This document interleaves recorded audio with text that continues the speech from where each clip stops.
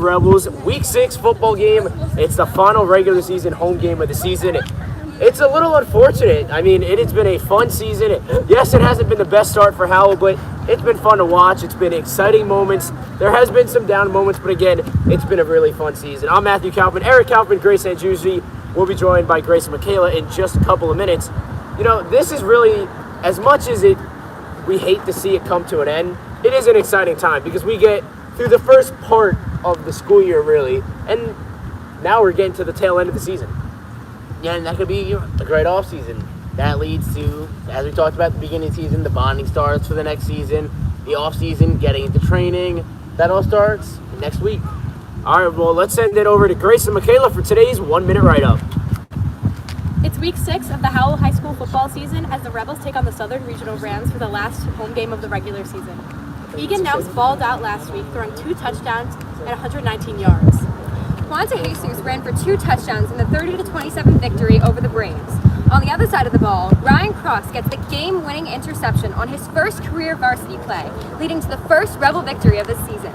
Now, let's send it back to Grace, Matt, and Eric on this final pregame show of the season. Go Rebels! Well, Grace, Michaela, thank you, and again, a great job to them all season long as they were a big part of this pregame show. You know, this is, again, a big game for Howell because if you think about it, not only is it the last home game of the regular season, but it's the last time that they'll have all the Howell fans here on their home turf, especially for the seniors. And again, tonight, the senior ceremony starts at 5:50 p.m. here at Howell High School. Come in a little bit earlier, get to watch, of course, because it's the last time that you'll be able to see the seniors in a regular season game here at Howell High School. Now, let's go to the star players from last week. We got to start with their quarterback, Egan Nelms. What a week he had. He was 11 of 19, 142 yards, 2 huge touchdown passes. Posted all over the Shore Savages account, if you guys follow that account. He is our star right now. He really carried the team last week. Sorry, there's a key. He really pulled through for us against Manalapan and definitely contributed to our first win of the season, and we are so proud of him. Now, 2 big touchdown passes and a team that, you know, it seemed like the first 5 weeks of the season, 4 weeks of the season, as last week, week 5, that they didn't throw the ball downfield. They really gave Egan the chance this past week to let the ball fly. And we saw that a lot with not just Kevin Maloney, who had 2 of the touchdowns, we'll get to him in a minute, but Declan Flaherty had a couple of deep shots downfield. But again, you open up that offense and it explodes, and it gives the team an opportunity to win games. Now let's go to the star receiver with 2 touchdown catches in this game, Kevin Maloney. Eric, what a game he had. Yeah, and that's a great weapon for this Rebels offense. Having that guy you can just throw the ball up to, you're being pressured in the pocket, just let the ball go, you can find him downfield. And we saw last week in the game. Double coverage, threw the ball up, came down with it. That's just a big play that they have, that he's sitting in the pocket, it's collapsing. If you don't want to roll out necessarily, throw the ball up. You're pretty good chance if you're throwing him the ball. Yeah, and you know, when you throw number 1 the ball, you got a pretty good chance of making a play, Eric, as you mentioned. Another guy who had a really big week, Juan DeJesus, 2 rushing touchdowns. Huge week for Juan. 14 carries for 86 yards, career high for Juan. But not only that, the 2 rushing touchdowns, he's got speed, he's got the agility, Eric. How does Howell use him even more here tonight? Yeah, they can use him, try and push that defense off. Try and push the Rams defense back a little bit. Maybe try and open up the pass game. Let Egan Nelms do what he did last week. 11 of 19, 142 yards. He was great in the pocket last week. He had great pocket presence. He was poised. He was confident in what he was doing, but that all starts with getting the run game going. The run game gets going, set up for the play action. That's when Egan does his best. Play action, getting the run game involved. They're going to bite. You just drop it right over. As you talked about, number 1, pretty good confidence just throwing in the ball. Every week during the pregame, we've talked about using our assets as the team. The biggest thing they need to do is realize all the assets they have on the team and use them to their advantage. And this week, that's what we really saw. They listened to our pregame. They heard us, and they delivered. They were able to, Egan was able to have everybody that he needed available to pass the ball to, and we saw that when we had all of the touchdowns. Now, also a big week, and someone who really went under-mentioned, it seems like, in the past week, Declan Flaherty had a big game last week. He had a big catch on that second down play. He got it inside the 10-yard line. Howell was able to score on those drives that they were able to get him the ball. It seems like Howell hasn't been able to get the tight ends as involved. I expect this week to see a little bit more usage out of the tight ends. The run game is going to be big. It also starts with the tight ends at the blocking. You have an offensive line that's been struggling, as we mentioned in recent weeks, that I think that, getting the tight ends blocking for your team not only is going to set that up later on in the game when, you have that fake block pass release kind of thing, that this Howell offense is very dynamic in multiple ways. You have a quarterback who can throw the ball.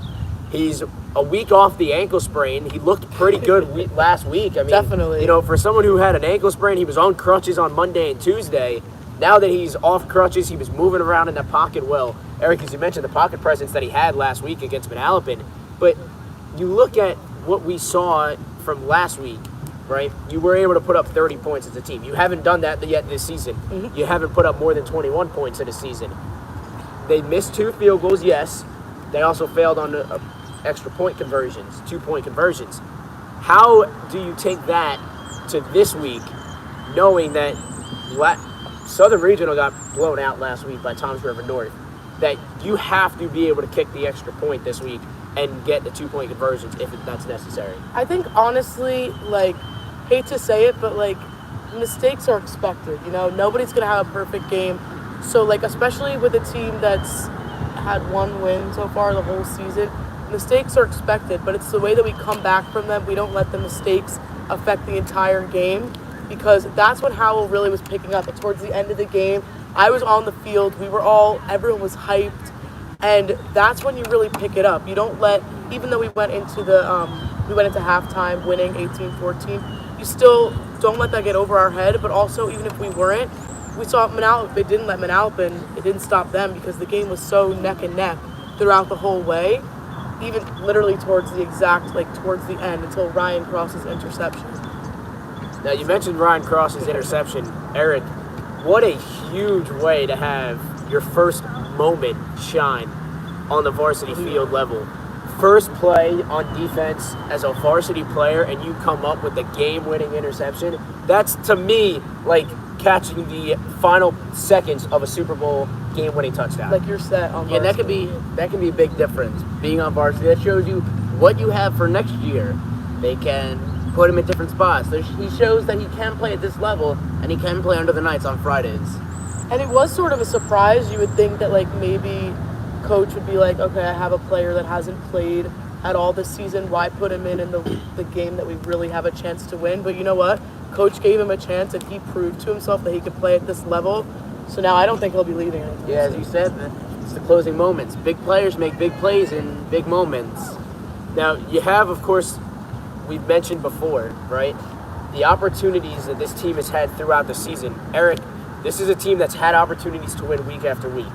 They've come up short in recent weeks. Last week really seemed like it was the statement week that and we've heard it from multiple people, this was the best 0-4 team that we've seen in the short conference. And I really believe tonight that this is going to be another night for Howell, that they could prove that they could really be that top team. Yeah, you talked about the mistakes. Grace mentioned the mistakes before.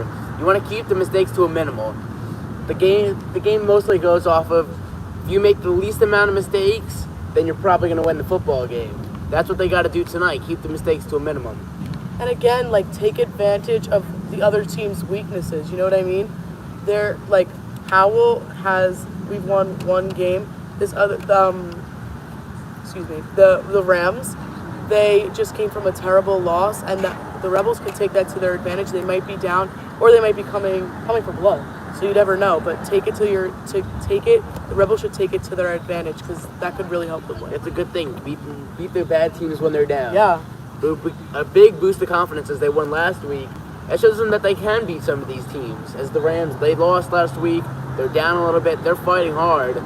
This Rebels team, they have to fight hard. Yes, they won. They're happy. They're confident. But they got to keep that and use that as drive to win again. As they know the feeling with the win, use that this week, and they could beat the Rams. With the win and senior night, I think the Rebels are going to be on a really big high, so hopefully that momentum pushes through to the whole game and we bring out a win.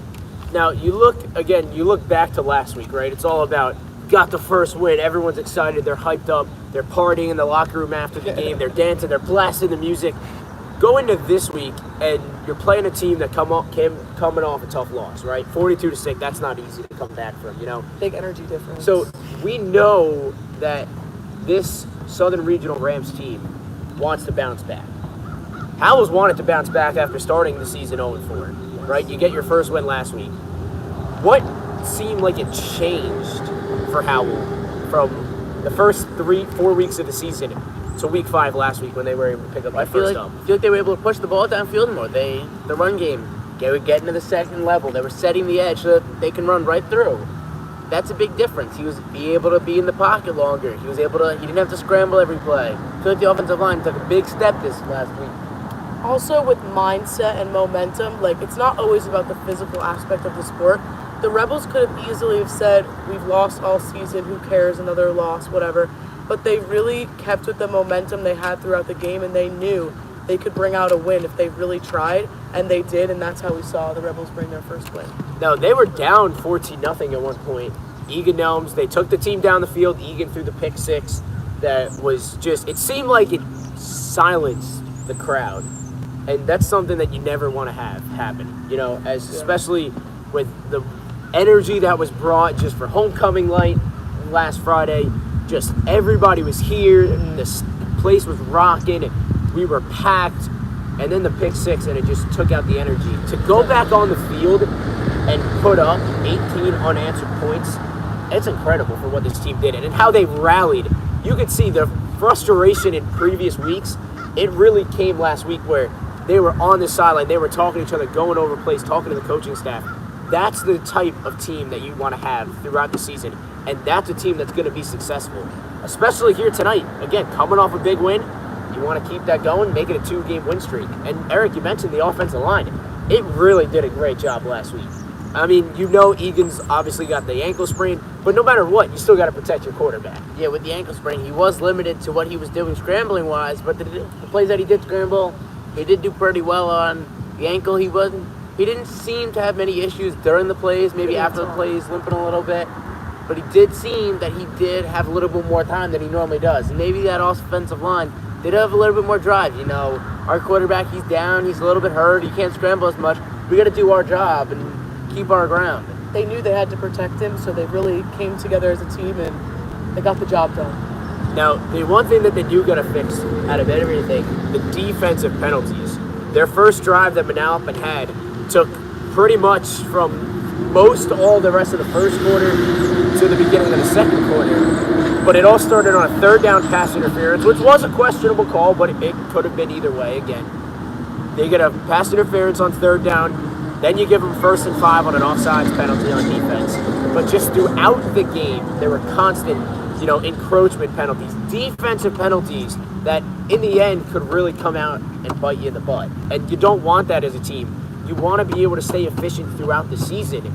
But in games like that, close games, because the final score was 30-27. It was a closer game throughout the night. It was close, neck and neck. And that only came until like the last couple minutes, if I'm mistaken. No, you're right. And again, give great credit to Manalapan. They played a great game on both sides of the ball. They were able to get the pick 6. They were able to get the big stops when they needed it. But you look at how much Howell fought to win that game. Again, go back to that pick 6. You throw the pick 6, you come off the field. You go down the field, you score on a drive. Then you get another rushing touchdown. Then before the end of the half, you throw a touchdown pass to a double-covered Kevin Maloney, and he went up and he made one heck of a play. And I'll tell you one thing. If you're looking for a number 1 target, it's the guy wearing number 1 on his back, Kevin Maloney. I'll tell you that right now. Now, let's go to tonight's keys to the game.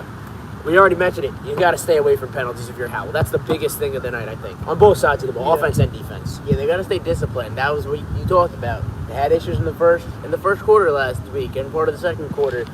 Napping, driving down the field. They kept doing it, long sustained drives, and you said it came off of penalties. You got to stay disciplined. You got to own your ground, and you got to stay away from the penalties. Can't give them the free yards. You got to be able to trust your defense. Don't try and encroach. Just stay disciplined and play your defense. And take advantage of our,